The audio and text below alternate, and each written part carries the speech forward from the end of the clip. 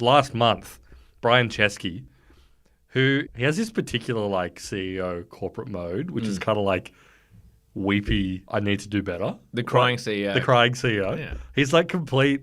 And like, I think of all the people that take this mode, he does it quite well. I think he's will say, put it on the table, I think he's a pretty, CEOs, even saying what I'm about to say, I'm cringing at myself. Sure. But I think he's a pretty good CEO.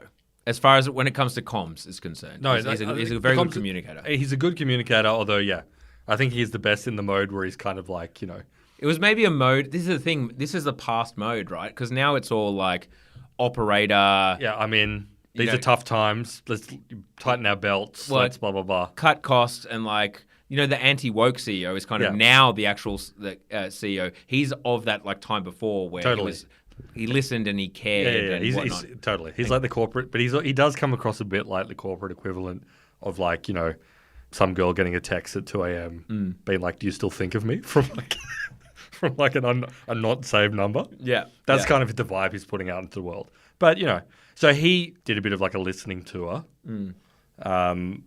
You may have recalled, and we did talk about in our episode or just after that episode actually, because when they made the announcements, that they were going to do some guest-focused reforms. Because basically, and we talked about this in our episode as well, Airbnb has the sort of unenviable position among marketplace businesses where, it's not like an eBay where like there are sellers and there are buyers, and some guys have some product that they want to sell, and there are some guys out there who want to buy it. Airbnb has two sides of the relationship that they have to manage. They have to make sure that their hosts are feeling good. So if the hosts aren't feeling good, they won't put their houses on there in enough to supply the people who want them.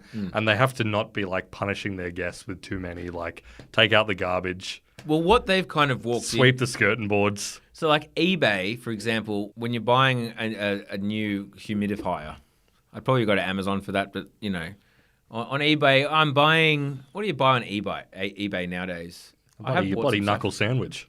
I don't know what goes on over there. Like if you're buying a nice kind of retro golf polo on eBay, secondhand, or maybe a piece of some speakers, secondhand speakers, because you're not on Marketplace for some reason. I don't know why you go to eBay nowadays, but there are certain times when you would. But point being, there's not a lot of class conflict when purchasing speakers. No. However, Airbnb have kind of stumbled onto the fertile ground of the landlord and the renter, Yep. And that does create a little bit more drama there's kind of competing interests. There's competing interests between the person who owns the house and the person who's staying there. It's a service. There's some politics that they've stumbled into there. Yeah. And, the landlord-tenant relationship manifests, even though it's short stays. It becomes a bit of a power trip for the owner. As we talked about in our last episode, you have to pay exorbitant cleaning fees. And then at the end of the day, you still get like a list of tasks that you must complete. Yeah. You got to sweep the skirting boards. You got to take out the garbage. You got to do whatever. Yeah. People didn't like that. Yeah.